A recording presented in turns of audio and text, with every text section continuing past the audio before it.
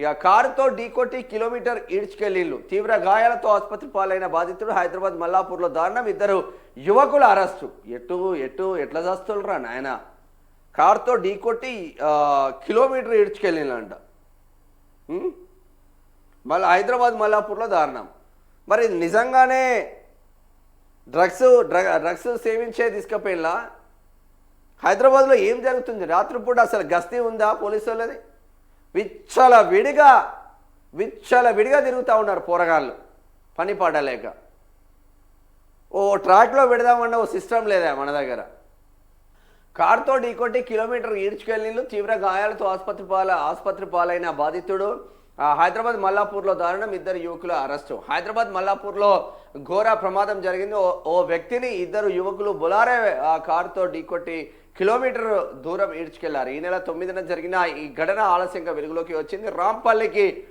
రాంపల్లికి చెందిన సతీష్ కుమార్ 45 సిటీలో ప్రైవేటు ఉద్యోగం చేస్తున్నారు. ఈ నెల 9న రాత్రి పానుగంటి రాజు అనే వ్యక్తితో కలిసి కారులో మల్లాపూర్ నుంచి రాంపల్లికి బయలుదేరారు. మల్లాపూర్ ఎక్స్ రోడ్ వద్ద గవర్నమెంట్ స్టిక్కర్తో కూడిన ఒక బొలారే వాహనం వీరి కారును ఢీకొట్టి సైరన్ వేసుకుంటూ ఆగకుండా వెళ్ళిపోయింది. దీంతో బాధితులు బొలారే కారును వెంబడించి హెచ్బి కాలనీ ఎన్టీఆర్ విగ్రహం వద్ద అడ్డుకున్నారు. అనంతరం సతీష్ కారు దిగి వారిని ప్రశ్నిస్తుండగా ఆకతాయిలు బొలారేతో మళ్ళీ ఢీకొట్టారు. దీంతో బానెట్ పై పడిపోయిన సతీష్ను అలాగే కిలోమీటర్ వరకు ఈడ్చుకెళ్లారు.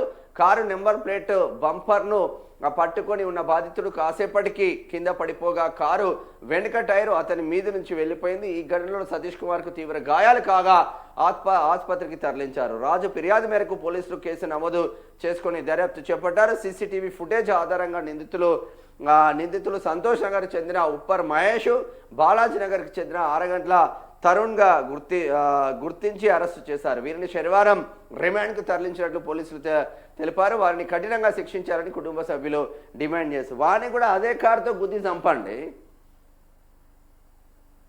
ఆ పోరాలు బగ్గా ఆగినట్టున్నారు. గవర్నమెంట్ వెహికల్ ఇవ్వండి. ఆ వెహికల్ ఇవ్వండి. గవర్నమెంట్ వెహికల్కు నిజంగానే అర్హత ఉందా దానికి సైరన్ పెట్టుకోవడానికి? ఆ గవర్నమెంట్ వెహికల్ ఇవ్వండి. గవర్నమెంట్ వెహికల్ ఉంటే ఒకవేళ దానికి సైరన్ పెట్టుకోవడానికి అర్హత ఉందా? ఈ పోరగాళ్ళ చేతులకు ఎందుకు వచ్చింది? ఇవన్నీ డాటా తీయాలి కదా. డాటా తీసి వార్తల కోణంలో ఇచ్చినప్పుడే కదా ఇంకొకరికి భయం అనేది పుట్టేది. డ్రగ్స్ తీసుకోవడం, గంజాయి తీసుకోవడం, ఫుల్గా 24 గంటలు మందు దొరకడం. హైదరాబాద్లో, తెలంగాణ రాష్ట్రంలో నీళ్లు దొరకకుండా పర్లేదు కానీ మందు మాత్రం జబర్దస్త్గా దొరుకుతుంది. ఇక దాంతో విచ్చలవిడితనం అవుతుంది. వాడికి బాడీ అంతా మొత్తం ఆవరించి ఉంటుంది. ఇక వాడు ఏం చేస్తున్నాడో వానికి అర్థం కావట్లేదు. ఘోరం జరుగుతుందిరా నాయన.